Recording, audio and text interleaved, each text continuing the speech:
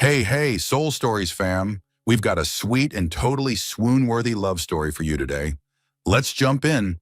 The Hawthorne Mansion, nestled along a tree-lined street in New York's Upper East Side, was a symbol of luxury, but it also exuded a strange kind of coldness. Its white marble walls, minimalist decor in shades of gray and black, and the light from glittering crystal chandeliers reflecting across the grand hall gave it a space that felt both magnificent and distant. Edward Hawthorne, the owner of the mansion and founder of a multi-billion-dollar tech company, had grown used to solitude amid all that opulence. But what gave him the biggest headache wasn't million-dollar contracts or back-to-back meetings, it was his 4-year-old twin sons, Ethan and Eli. The mischievous duo had driven countless professional nannies to tears and resignation. Edward stepped out of his sleek black Bentley and rolled his suitcase through the heavy iron gate after a week-long business trip in Silicon Valley.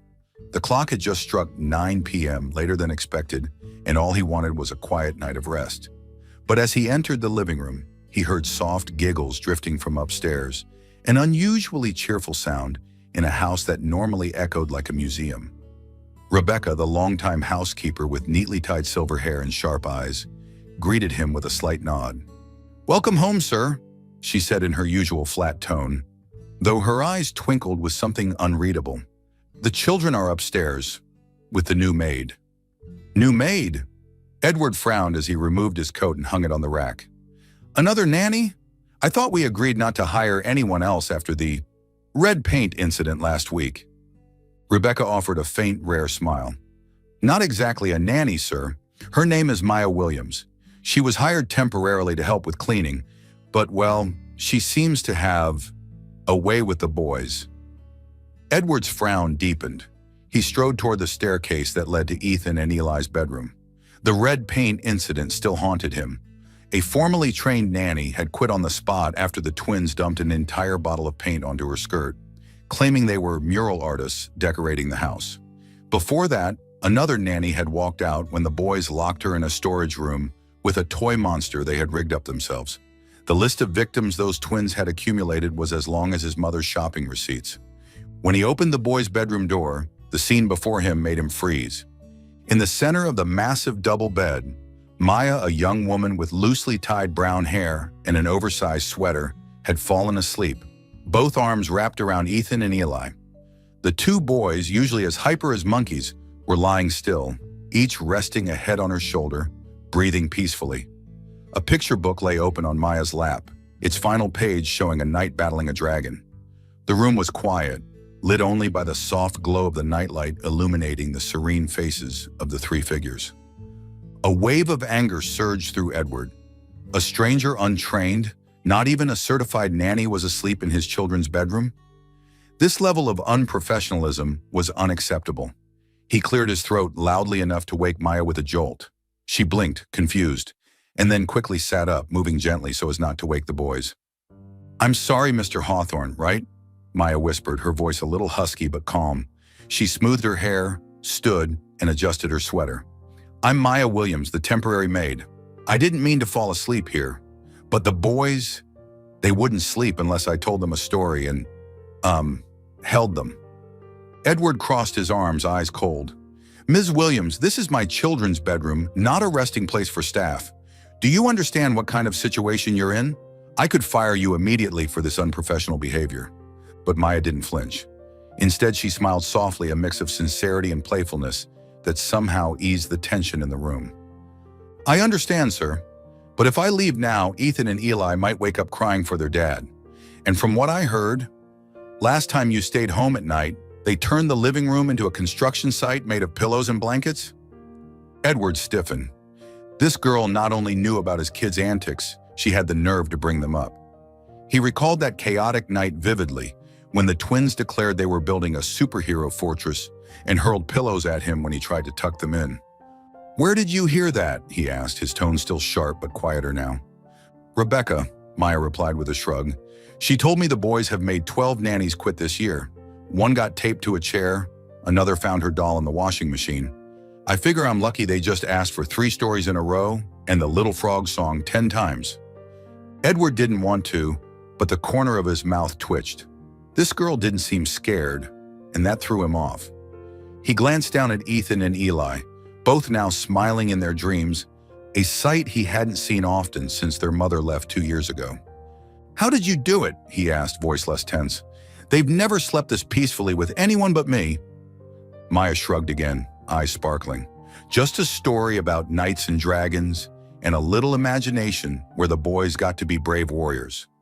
Oh, and I promised to bake them chocolate chip cookies in the morning. That seemed to seal the deal." Edward remained silent, observing her. Maya wasn't like the other nannies, those stern-faced women who quoted parenting books. She had something different, a natural warmth he couldn't quite deny, but he didn't trust easily. "Ms. Williams," he said, his tone stern again, "I'll give you 1 week. Not because I think you're qualified, but because my sons seem to tolerate you for now. Don't disappoint me." Maya nodded, unshaken. "Thank you, Mr. Hawthorne. I'll do my best. And if Ethan and Eli pour paint on me, I promise I'll turn it into an abstract masterpiece." Edward turned away, hiding the small smile tugging at his lips.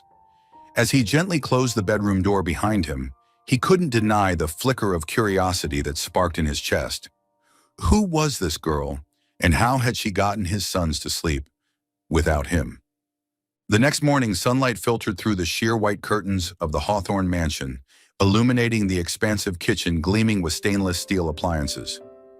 Maya had been up since 5 a.m., quietly preparing breakfast for Ethan and Eli.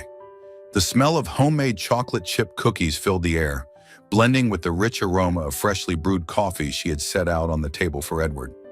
She wasn't sure if the stern Mr. Hawthorne even drank coffee, but she wanted to make a good impression on the first official day of her trial period. The reluctant contract Edward had given her the night before a 1-week chance to prove she could handle his mischievous twins was a challenge, but not one unfamiliar to Maya. She'd once worked 3 jobs to put her younger sister Sophia through college, and compared to mopping restaurant floors on the night shift, taking care of 2 kids seemed manageable. Ethan and Eli burst into the kitchen like 2 tiny hurricanes, hair tousled and still wearing superhero pajamas. "Story lady, where's the cookies?" Ethan shouted, climbing onto a chair so fast Maya had to steady it before it tipped over. Eli, slightly calmer, had his eyes locked on the cookie plate, sparkling with excitement. "All right, little knights, slow down," Maya laughed, handing each boy a cookie. "But before the feast, there's a mission to complete, cleaning up the toy battlefield in the living room. Whoever finishes first wins. A special flying dragon story." "Flying dragon?" Eli squealed, cookie crumbs already on his face. Ethan nodded vigorously, already scrambling toward the living room. Maya smiled to herself, turning cleanup into a treasure hunt, one of the tricks she'd picked up babysitting neighborhood kids in the old slums.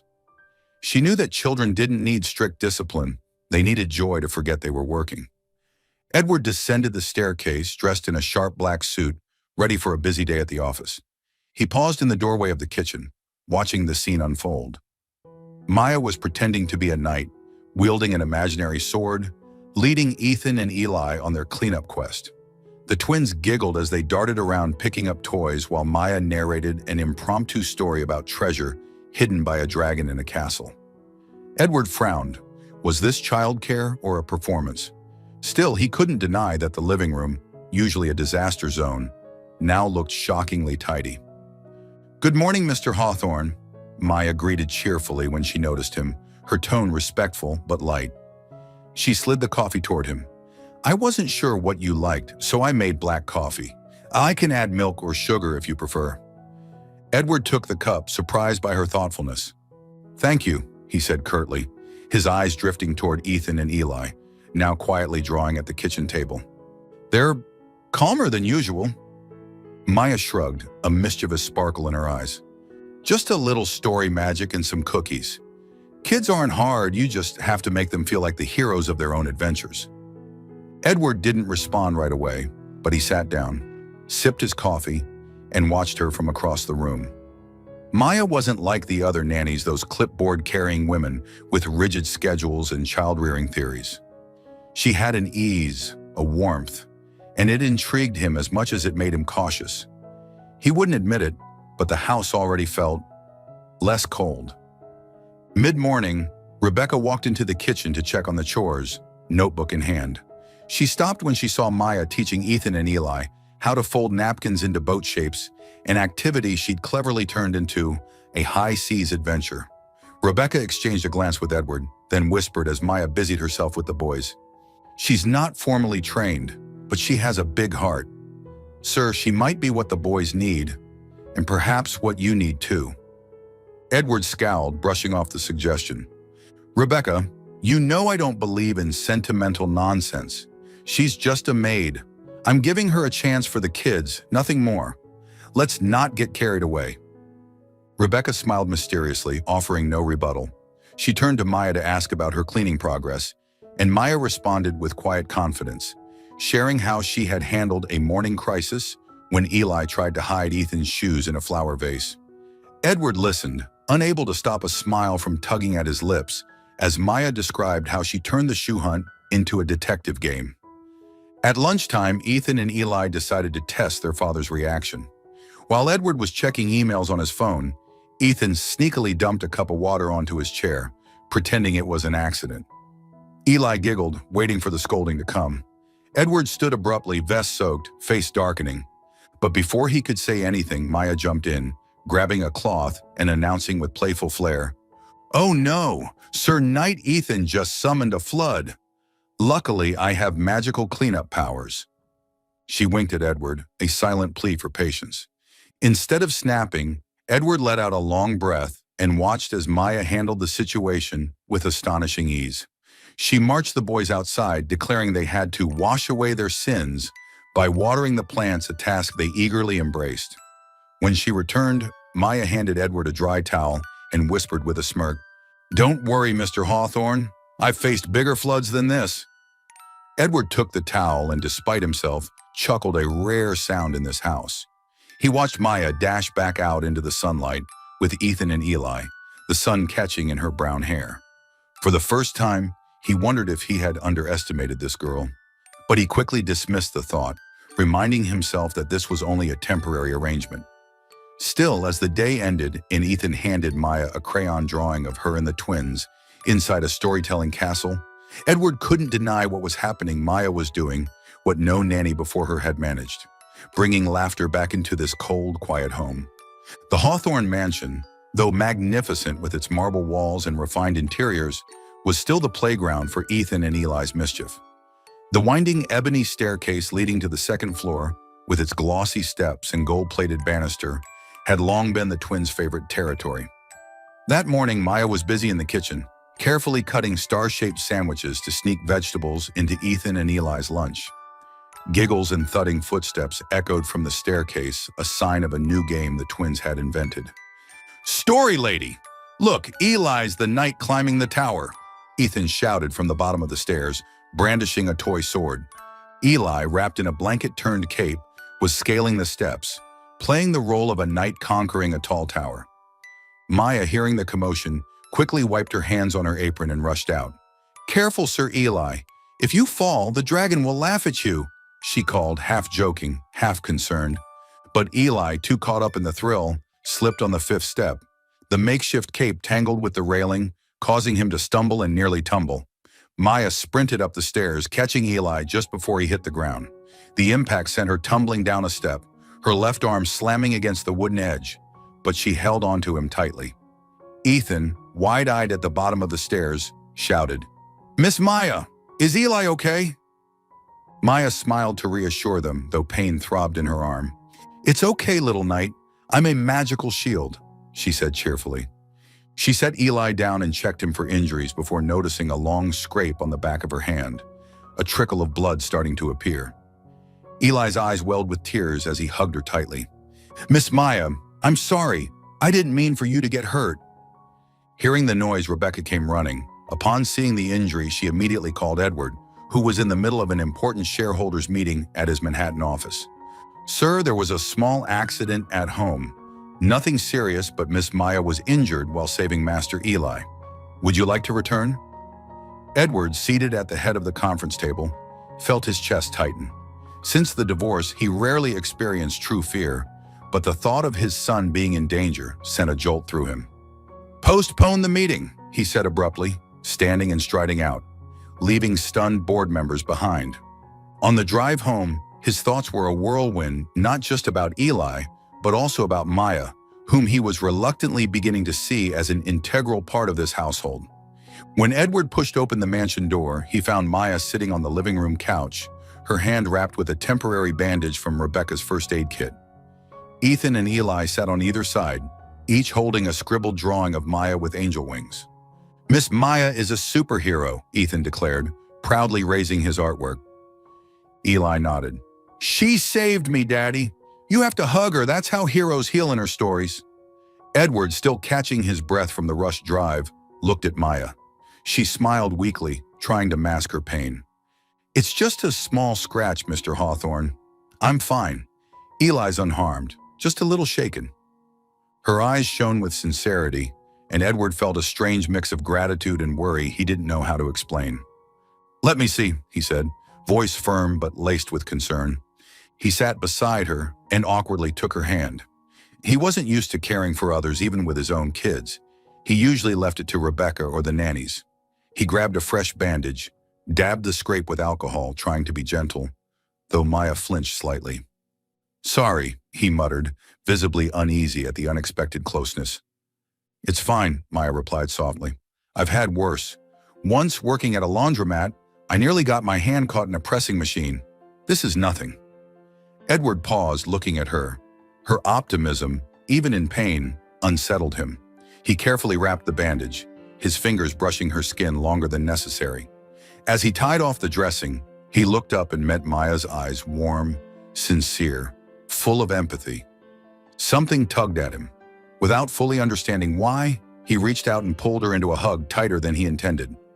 It was warm, awkward, and far more intimate than a simple thank you. "Thank you," he whispered hoarsely, "for saving my son." Caught off guard, Maya felt her heart race. She was flustered, but didn't pull away. She sensed something rare in his gesture, something real.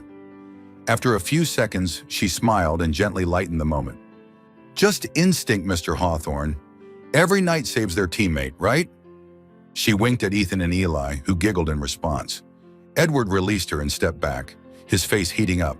He adjusted his suit, trying to mask the awkwardness. "Well then, you should rest. I'll have Rebecca handle the rest of the day's tasks." But Ethan and Eli wouldn't have it. "No, Miss Maya has to finish the story," Eli begged, tugging her sleeve. Ethan nodded. "Dad, she has to stay. She's our superhero." They both jumped up and clung to Maya, making her laugh. Edward watched the scene, a strange warmth blooming inside him. For the first time since his ex-wife left, he felt something like healing. He nodded to Maya, his voice gentler. "You're doing well, Miss Williams. Just don't let them turn you into their next casualty." Maya laughed, eyes sparkling. "Don't worry, Mr. Hawthorne. I'm ready for any dragons these two unleash." As Edward turned away, he couldn't deny it, the brief hug had left something behind. A small crack in the wall he had built around his heart. The Hawthorne mansion, though luxurious, fell into deep silence at night. Only the ticking of the grand hallway clock echoed in the stillness. Maya, after a long day chasing after Ethan and Eli, couldn't fall asleep. Around 2 a.m., she decided to get up and bake peanut butter cookies, the twins' favorite treat that she had promised as a reward for their watering mission the day before. The soft kitchen light cast a warm glow over her face. Her brown hair was tied up high, with a few strands falling loose, and her apron was dusted with flour. The scent of roasted butter slowly filled the room, bringing a rare sense of comfort to the cold space filled with stainless steel appliances.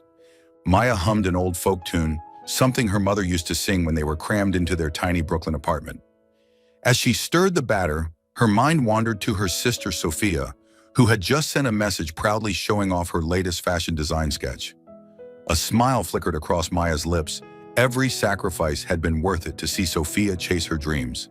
She didn't hear the soft footsteps coming down the stairs until a deep voice made her jump. "Miss Williams, do you know what time it is?" Edward stood in the doorway, sleeves of his white shirt rolled up, his hair slightly tousled clearly. He couldn't sleep either. His gaze shifted to the tray of cookies in the oven, then landed on Maya's startled expression. "Mr. Hawthorne!" Maya quickly set down the mixing bowl and wiped her hands on her apron. I I'm sorry if I woke anyone. I just wanted to bake something for Ethan and Eli for a little morning surprise. You couldn't sleep either? Edward stepped into the kitchen, pulled out a chair and sat down, his movements slow, almost as if he were looking for a reason to stay. Work stress, he said simply, eyeing a half-drunk cup of cold coffee on the table. Evidence of a long night spent with financial reports. And you? Most people don't bake at 2 in the morning. Maya smiled a little sheepishly but genuinely. I'm used to early mornings. When I worked at a bakery, my shift started at 4. And, well, baking makes me feel calm. She opened the oven, retrieving a tray of perfectly golden cookies, the sweet aroma filling the air. Would you like one? They're still warm. Edward raised an eyebrow, as if the idea of eating cookies in the middle of the night was foreign to him. Still, he took one, bit into it, and nodded surprised. Better than I expected, he admitted, his voice softer than usual. Where'd you learn to cook? Maya sat down across from him, keeping a respectful distance. Never formally. My mom used to cook at a small restaurant, and I'd help her out when I was little. Later, I did whatever I had to do to support my sister through college. Baking became my way to unwind, like telling bedtime stories to the boys. Edward looked at her with quiet curiosity. Your sister? What does she do? Sophia, she's studying fashion design, Maya said proudly. She's really smart. Just got a scholarship to a big school. I work so she doesn't have to worry about money, so she can dream big. When we were kids, we had to share one pair of shoes between us. I just want her to have the chances I didn't. The air grew still for a moment, broken only by the faint ticking of the oven. Edward didn't speak, but his expression softened. He wasn't used to hearing stories like this. His world was filled with stock numbers, contracts, and luxury vacations. Maya, with her honesty and resilience, was something entirely unfamiliar. Are you always this optimistic? He asked quietly, almost in a whisper. Even when life is tough? Maya shrugged, her smile unwavering. Not always easy, but I think if you don't find joy in little things, life gets a whole lot harder. Like Ethan and Eli, sure, they're wild, but they just want to feel loved. I try to give them that, even if it's just through cookies or fairy tales. Edward let out a laugh, genuine and rare, surprising even himself. You see the world differently. I don't think I could do what you do. He paused, turning the coffee cup in his hands, then added in a quieter tone. My marriage. It wasn't what I hoped for. When my ex-wife left, I thought I could handle it work, the kids, everything. But I'm not as capable as I pretended to be. Maya tilted her head, listening without judgment. No one's good at everything from the start, Mr. Hawthorne. Raising kids is like baking. You burn a few batches before you get it right. You're doing better than you think. At least Ethan and Eli know their dad loves them. Edward looked at her, and something shifted. It felt like another crack had appeared in the wall he'd built around his heart.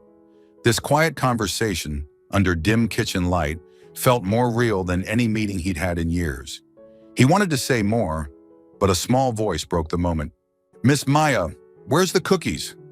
Ethan, hair sticking up in every direction, stumbled into the kitchen in his superhero pajamas, eyes lighting up at the sight of the cookie tray. He stopped when he saw Edward, then grinned. Daddy's stealing cookies too? Ha ha, you're caught. Maya laughed and quickly handed him a cookie. No one's stealing, little knight. But if you don't head back to bed, the dragon will eat all the cookies. She winked at Edward, signaling she'd take care of it. Edward stood, ready to escort Ethan back upstairs, but the boy hugged Maya tightly and declared, Miss Maya tells better bedtime stories than Dad.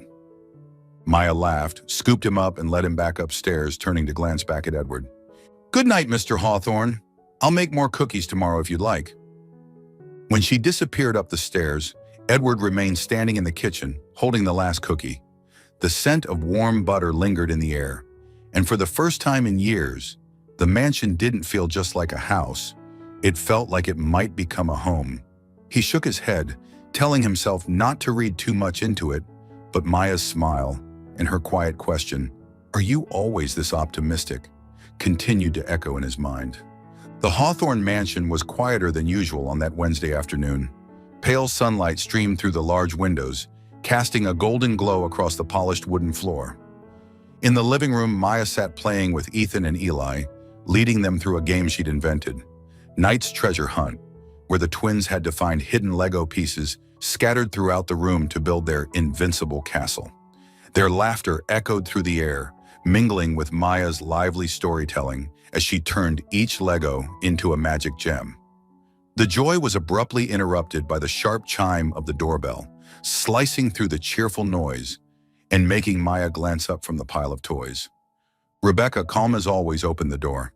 A tall, elegant woman stepped in, her golden hair swept into a neat bun, dressed in a tailored designer sheath dress. It was Claire, Edward's ex-wife, arriving to collect some documents related to shared property from their previous life together.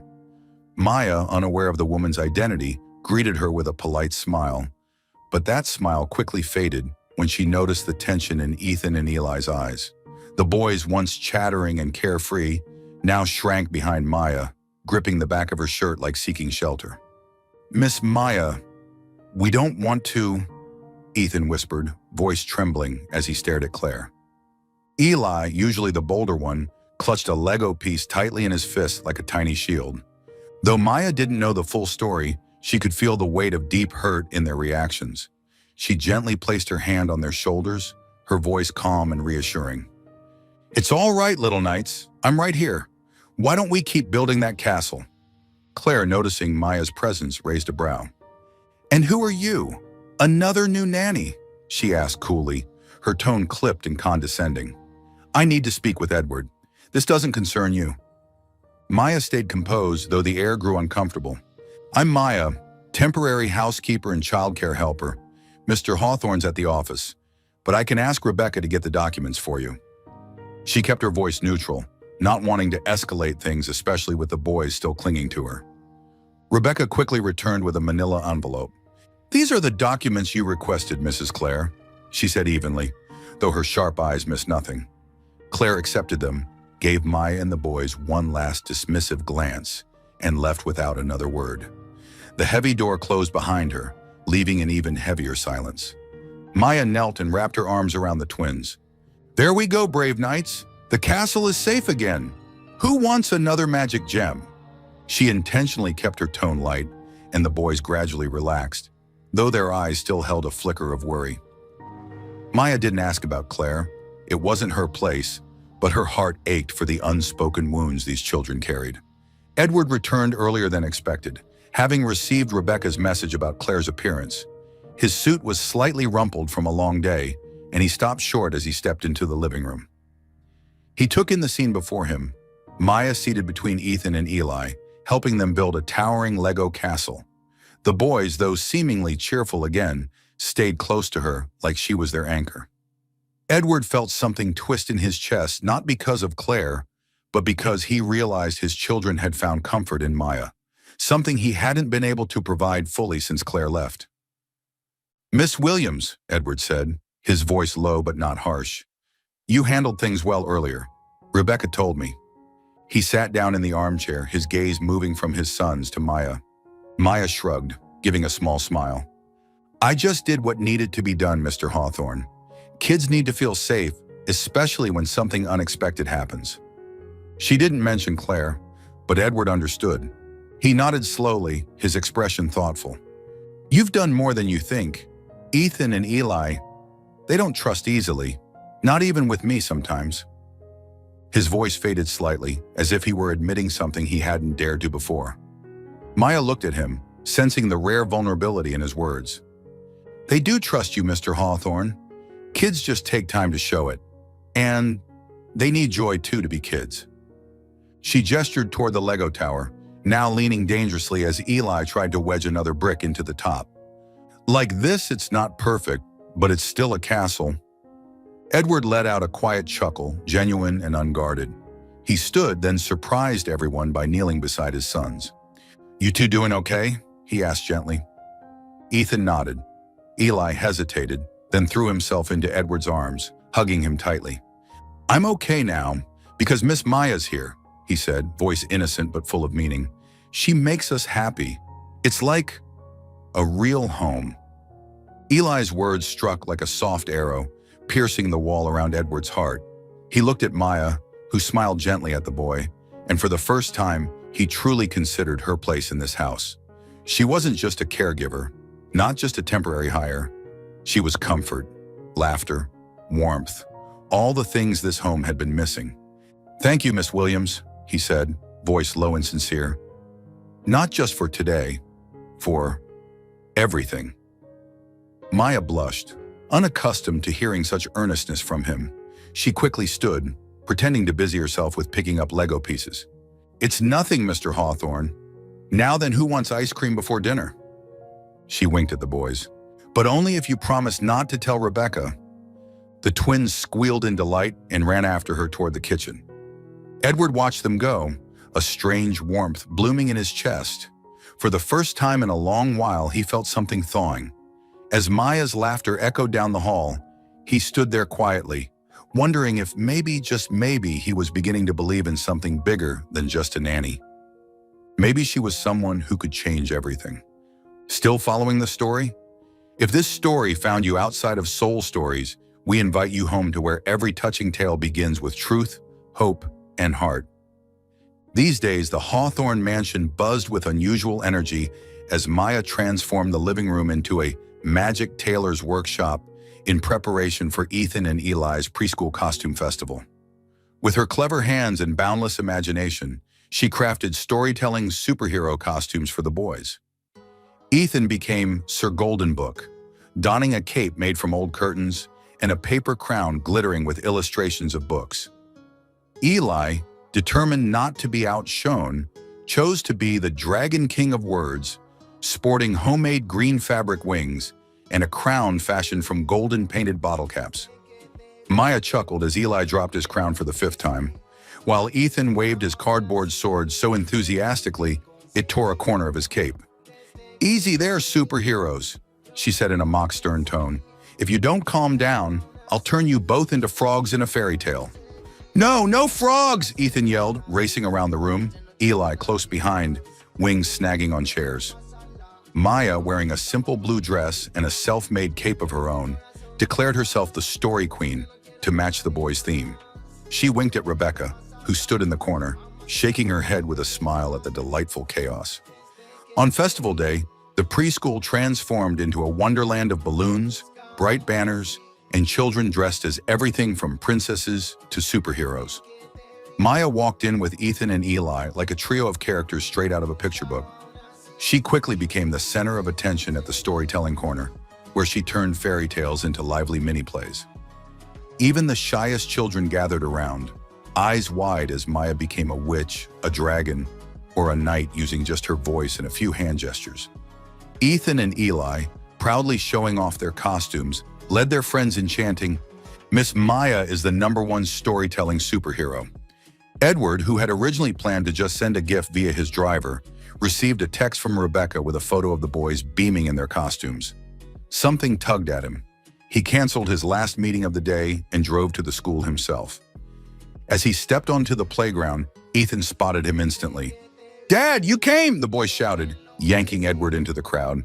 Before he could react, Eli shoved a paper crown into his hand, an honorary knight helmet, and declared, "You have to be king of the knights. Miss Maya said the whole family has to play." Edward, dressed in a $1,000 black suit, looked out of place with the crooked paper crown. He opened his mouth to protest, but the eager gleam in the twins' eyes and Maya's radiant smile made him relent. All right, he muttered as the boys pulled him toward Maya's storytelling corner. She looked at him, barely suppressing a laugh. "Welcome, King Knight. Are you here to save the kingdom, or just lost on your way?" "Definitely kidnapped," Edward replied, but the curve at his lips betrayed his amusement.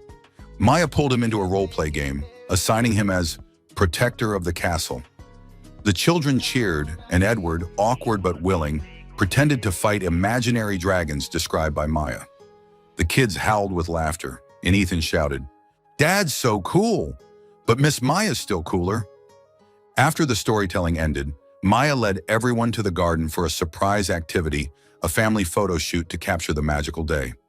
"Every superhero family needs a picture," she declared, pulling Edward, Ethan, and Eli in front of a colorful backdrop. Still wearing his lopsided paper crown, Edward instinctively grabbed Maya's hand for balance as Eli jumped onto him. Her hand was warm, soft, and he didn't want to let go. Maya blushed but didn't pull away, pretending to adjust the boy's poses. "Ethan, stand up straight. Eli, stop eating your crown," she called out, making Edward laugh. Bathed in the golden hue of sunset, the four of them posed like a real family, Ethan and Eli brandishing paper weapons, Maya standing close beside them, and Edward beside her, still holding her hand.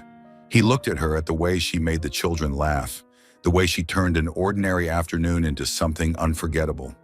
His heart, long frozen, felt warmed by sunlight and her smile. "Miss Williams," he murmured, voice low and sincere, "you're kind of magical." After the photos, the kids ran off to play, leaving Maya and Edward sitting beneath a tree. The air turned quiet, filled only with the sound of distant laughter and the gentle rustle of wind. Maya watched the children, her hair dancing in the breeze. Edward watched her, heart stirring. She looked stunning in that moment, and something inside him unraveled. He felt like a 20-year-old boy again, helplessly drawn in. He leaned closer, and before he could stop himself, his lips brushed softly against her cheek, a stolen, tender kiss that lasted just long enough for both of them to feel its warmth. Then panic flared in him. He pulled back quickly, knocking the paper crown to the ground. I'm sorry, I don't know what I was doing," he stammered, face flushed, turning as if to flee. Maya, heart pounding, kept her voice light. "Mr. Hawthorne, you dropped your crown," she said with a playful smile. "And it's okay. Even knights lose their balance sometimes." She handed the crown back to him, masking her own flustered nerves. Just then, Ethan and Eli returned, unaware of what had just happened. "Dad! Miss Maya! Come on! We want to defeat another dragon." Edward looked at Maya, saw her bright smile as she laughed with the boys, and he knew he couldn't run from these feelings much longer. Later in the car on the way home, with Ethan and Eli asleep in their rumpled costumes, Edward glanced at Maya in the rearview mirror. That stolen kiss, however brief, had etched itself into his heart like a promise of something warmer, something real, waiting just beyond the guarded edges of his world. After the laughter and magic of the costume festival, the Hawthorne mansion fell into a tense silence that Friday morning. In the living room, Maya was, as usual, with Ethan and Eli, helping them draw a treasure map on a giant sheet of paper. She just finished telling a story about a knight who found a magical gem, and now she was helping Eli fix a crooked circle. "The Dragon King doesn't draw lopsided circles like that, Eli," she teased with a wink, making both boys giggle. The room felt warm and light-hearted, but Maya had no idea a storm was brewing upstairs. Edward had just returned from a tense shareholders meeting. His face was grim as he stepped into the house, a sealed brown envelope in hand, labeled in shaky handwriting, "Confidential Documents." He called for Rebecca and told her to bring Maya to his office on the second floor immediately. Maya, sensing something serious in Rebecca's tone, left the unfinished story behind and followed, heart pounding with worry. In the dark paneled study, Edward stood by his desk, his expression icy. He didn't ask her to sit, he simply slid the envelope toward her. "Miss Williams," he said coldly, "explain this. These are emails between you and Julian Carter, my business rival. You sent him confidential information about our new software project. Did you really think I wouldn't find out?" Maya froze. She opened the envelope and scanned the page's fake emails, expertly fabricated, showing her in contact with Julian and leaking internal project details. Her hands trembled. "Mr. Hawthorne, I didn't do this," she said, her voice shaking. "I don't even know who Julian Carter is. I'm just the housekeeper. I don't have access to anything like this." Edward crossed his arms, eyes locked on her. "You expect me to believe that? After everything you've done to get close to me, close to the children? Julian's ruthless, and these emails have your digital signature. You used our trust against us." His voice was heavy, laced with anger and pain. A flash of the kiss at the costume festival shot through his mind, making his anger burn hotter, not just at the supposed betrayal, but at himself for letting someone in. Maya felt her heart crack. She wanted to scream that she was innocent, But Edward's cold stare silenced her. She remembered the years of working tirelessly, being judged for coming from nothing. But this hurt more than all of it. "If you believe I'm that kind of person," she said softly, tears welling but her voice steady, "then I won't stay somewhere I'm not trusted." She turned and left, not looking back. Edward stood motionless, watching the door close. Something in him twisted like he just lost something that mattered more than he realized. He told himself he was protecting the company, the kids, that this was the right move. But deep inside, a small voice whispered, "What if you just made your biggest mistake?" Downstairs, Maya packed her things in the staff quarters, blinking back tears. Her mind replayed the laughter of Ethan and Eli, the way they had turned chairs into pirate ships, how they had drawn her as a superhero. The memories now only made it harder to leave. Rebecca stood at the door, watching silently. "Miss Maya," she said gently, "I don't believe you did this. But Mr. Hawthorne, he's scared of being hurt again."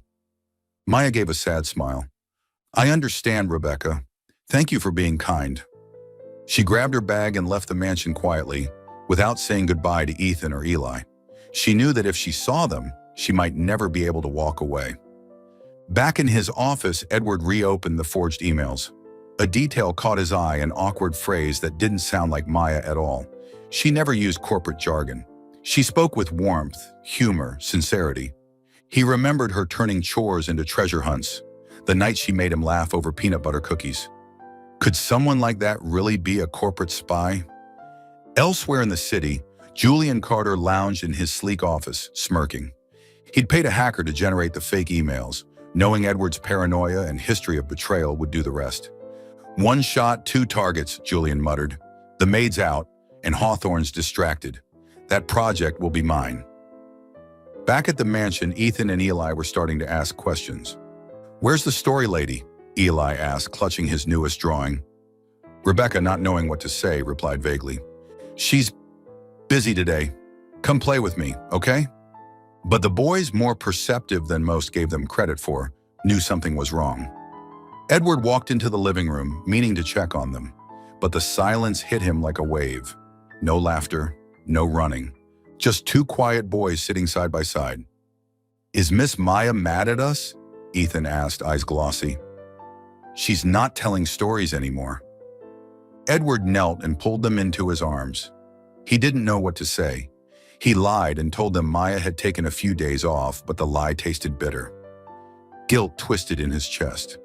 That night, Maya sat alone in her rundown apartment in Brooklyn, staring at a photo from the costume festival, her, Ethan, and Eli, grinning in their handmade outfits. Tears rolled down her cheeks, but she wiped them away. She had always been strong. She would survive this too. What she didn't know was that, back at the mansion, Edward wasn't sleeping either. He sat in the dim kitchen, staring at the last cookie she'd baked. The memory of her smile, her laugh, and that stolen kiss haunted him. And in that moment, he realized he may have just pushed away the best thing that had ever happened to him. Rain fell on New York like a heavy gray curtain, blurring streetlights and casting an extra chill over the already somber Hawthorne mansion. 2 days had passed since Maya's departure, and the once lively household had grown quiet and heavy. Ethan and Eli, normally little whirlwinds of energy, were subdued, sitting silently to draw clumsy pictures of their story lady, or asking Rebecca over and over again, "When is Miss Maya coming back?" Edward, ever the master at hiding emotion, tried to ignore the emptiness.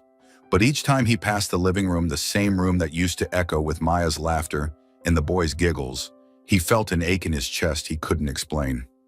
That morning, Edward left the house early, hoping to avoid more questions from his sons. But once in the office, he found himself unable to focus. The forged emails from Julian Carter still sat on his desk. Yet the more he read them, the more they felt off. The language was too stiff, too calculated, nothing like Maya's warm, unfiltered way of speaking. He kept thinking about the pained look in her eyes when she left, the quiet pride in her refusal to defend herself. Had I been too quick to judge? The question gnawed at him, but his pride and fear of betrayal kept him from facing the answer.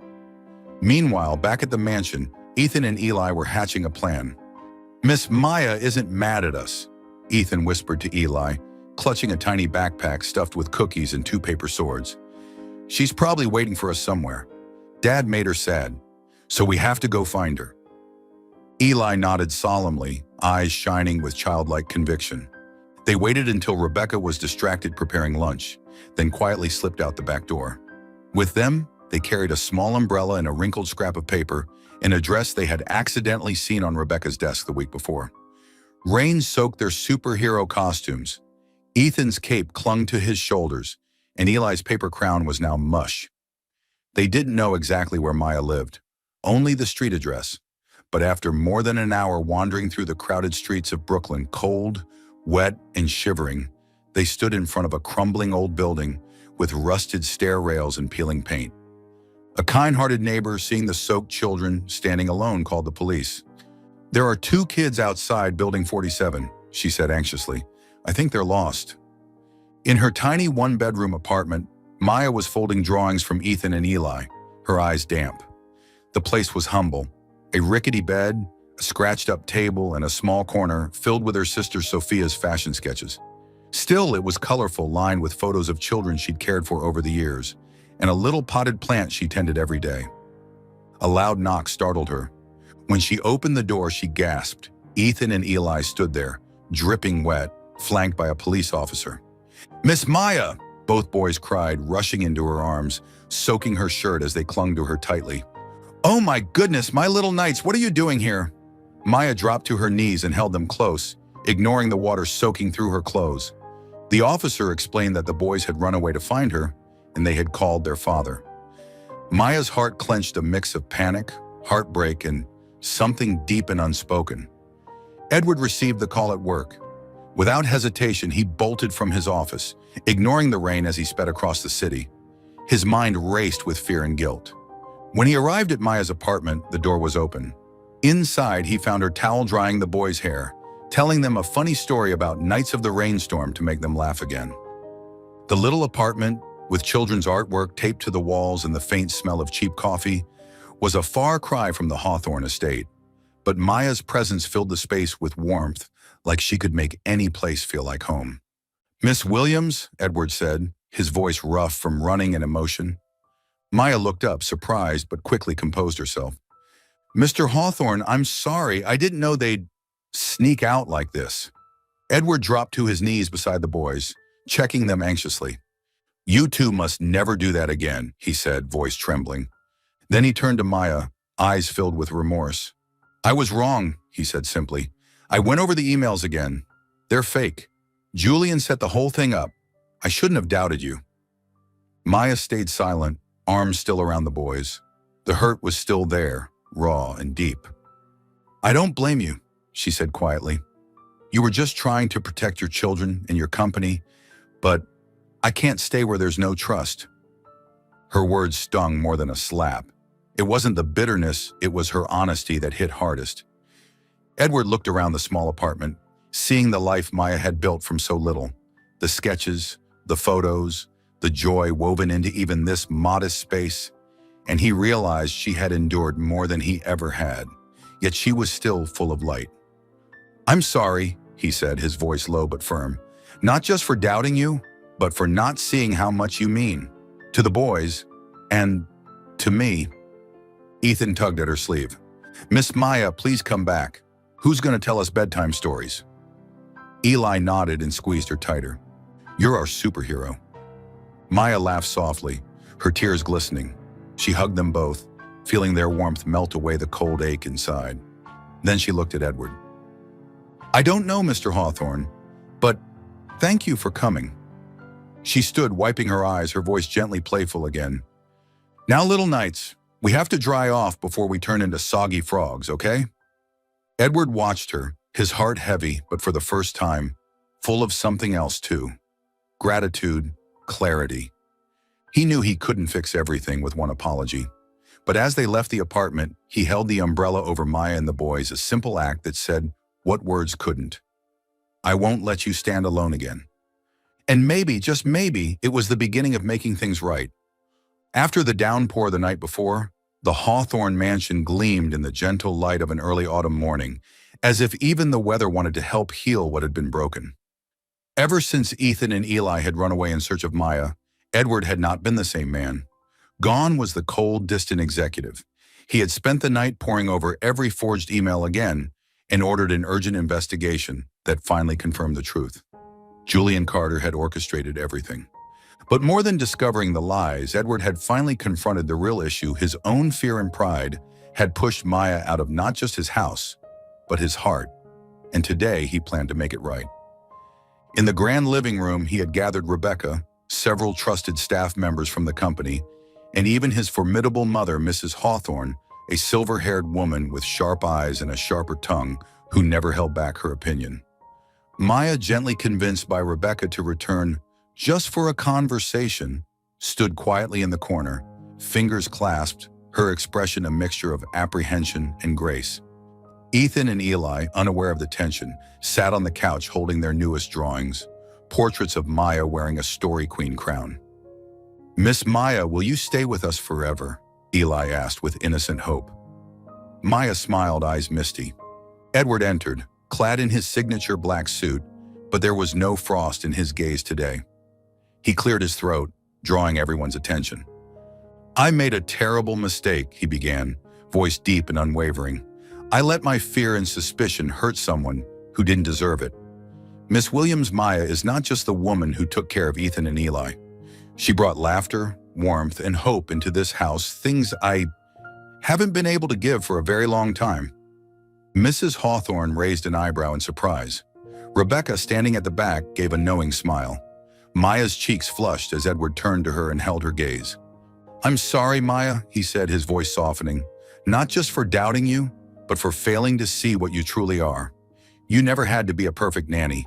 You've been the mother my boys needed, and—" He paused, struggling for breath as if peeling away his last shield.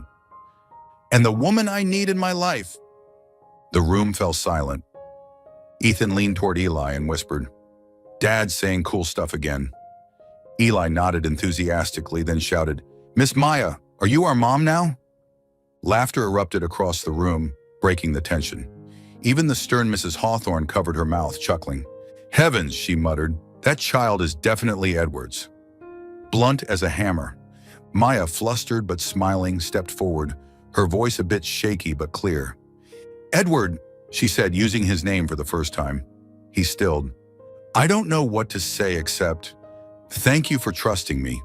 All I ever wanted was to make the boys happy, and if I can be a part of this family, I'll give it everything I've got." Edward smiled, a rare, warm, disarming smile that softened his entire face. He stepped forward, took Maya's hand in front of everyone. Mrs. Hawthorne cleared her throat pointedly. Rebecca nodded, clearly pleased. "You don't have to try," Edward said quietly. "You already are. Please come back not as a caretaker, but as someone who matters to me." The boys couldn't sit still anymore. They jumped off the couch and threw their arms around Maya and Edward. "Superhero family!" Ethan yelled, pulling at their hands while Eli tried to crown Maya with his slightly crushed paper crown. "You're the queen, Dad's the king, and we're the knights." Even Edward's most serious employees couldn't help but laugh. Mrs. Hawthorne stood up and approached Maya. Her tone still held its edge, but her eyes had softened. "Young lady, I doubted you at first. Thought you were just a maid, not good enough for the Hawthorne name. I was wrong.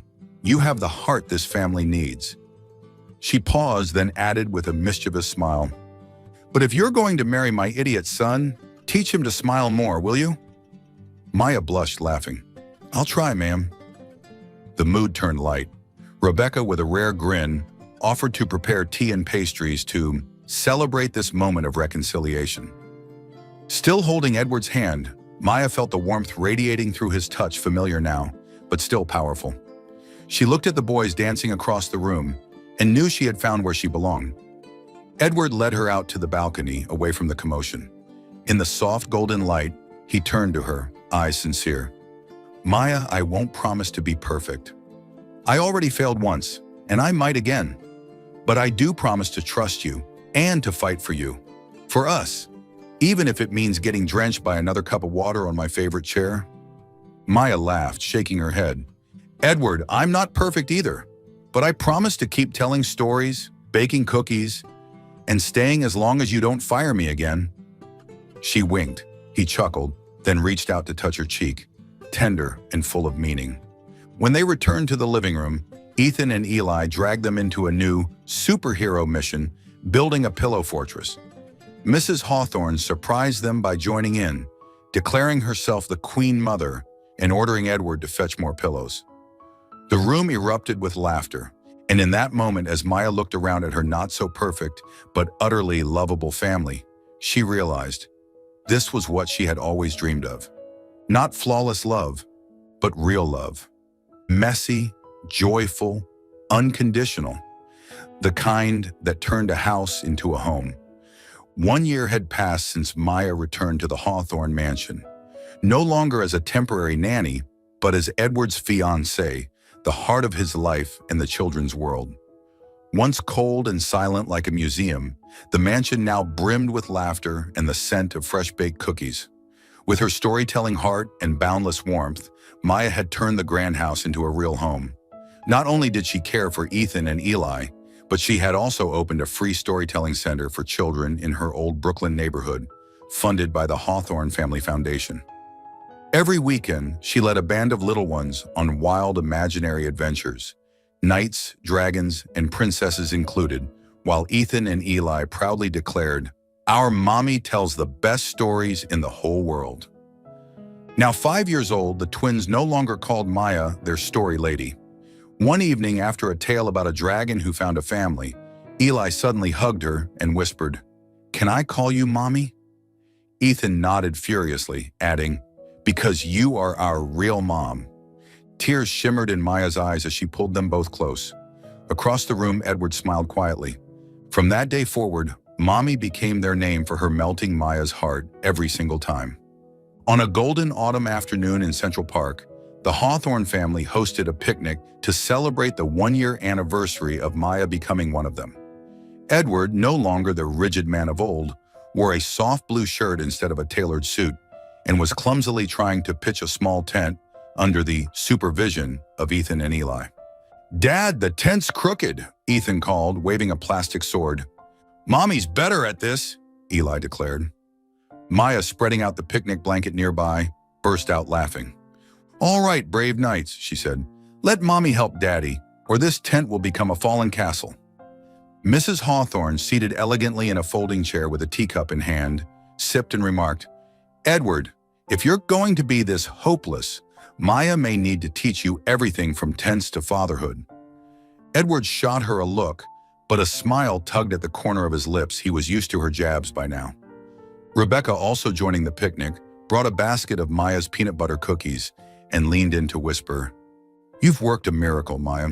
This home has never been so full of life." Laughter filled the air. Maya organized a park treasure hunt, sending Ethan, Eli, and a handful of other kids from her center scrambling across the grass in search of magic gems, which were really just shiny candy wrapped in foil. Edward, dragged in by the little ones, pretended to be the dragon guarding the treasure, growling and chasing them while they squealed with delight. Watching him rolling on the grass, Eli clinging to his back, and Ethan tugging at his shirt, Maya couldn't believe this was the same man who once chilled rooms with a glance. She ran toward him and wrapped her arms around him from behind. "Surrender, Dragon King," she whispered playfully. Breathless from laughter, Edward grabbed her hand and pulled her down beside him. "I surrender, Story Queen," he said, eyes sparkling. In that sun-drenched moment, with children laughing all around and Maya's face glowing beside his, he felt something he hadn't in years, pure joy. As dusk approached, Maya brought out a tray of homemade chocolate cupcakes, each one topped with a tiny candy star, Ethan and Eli's favorite. "Time to enjoy the treasure, everyone," she announced, handing them out. Edward, with a mysterious smile, handed her one in particular. "This one's just for you," he said, his deep voice rich with something unspoken. Curious, Maya took a bite, then paused, blinking in surprise. Something hard touched her tongue. Carefully, she reached into the cupcake and pulled out a small, shimmering gold ring with a delicately cut gemstone. Everyone froze, Ethan, Eli, Rebecca, even Mrs. Hawthorne watching intently. Maya turned to Edward, who was already kneeling in the grass before her, gripping her hand tightly. "Maya, he began, voice slightly trembling but filled with certainty. "You've turned this house into a home. You've made me a better man. You gave the boys a mother to love and gave me a life worth dreaming about. I won't promise perfection, but I will promise this. I'll spend every day trying to make you happy. Will you marry me?" Ethan and Eli couldn't hold it in. "Say yes, Mommy," Eli shouted. "Or Dad will be as sad as a dragon who lost his treasure," Ethan added, tugging at her arm. Mrs. Hawthorne murmured to herself, pretending to stay stern, "This boy really knows how to melt hearts." Tears streamed down Maya's face, but her smile lit up the park. "Yes, Edward," she whispered, "I will." She threw her arms around him, and they embraced under the orange glow of sunset as the children clapped and squealed with joy. Ethan and Eli dove into the hug, turning it into a family pileup, nearly knocking the ring into the grass. "Careful, brave knights," Maya laughed, slipping the ring onto her finger, never taking her eyes off Edward. The picnic ended with the whole family lying on the blanket, watching the sky darken into night. Maya told one last story about a superhero family who conquered every challenge together. Ethan and Eli dozed off against her shoulders. Edward, holding Maya's hand, whispered, "Thank you for turning my dream into real life." She smiled and leaned her head against his shoulder. In that moment, they both knew this family might not be perfect, but it was full of love. And that was the greatest happiness of all.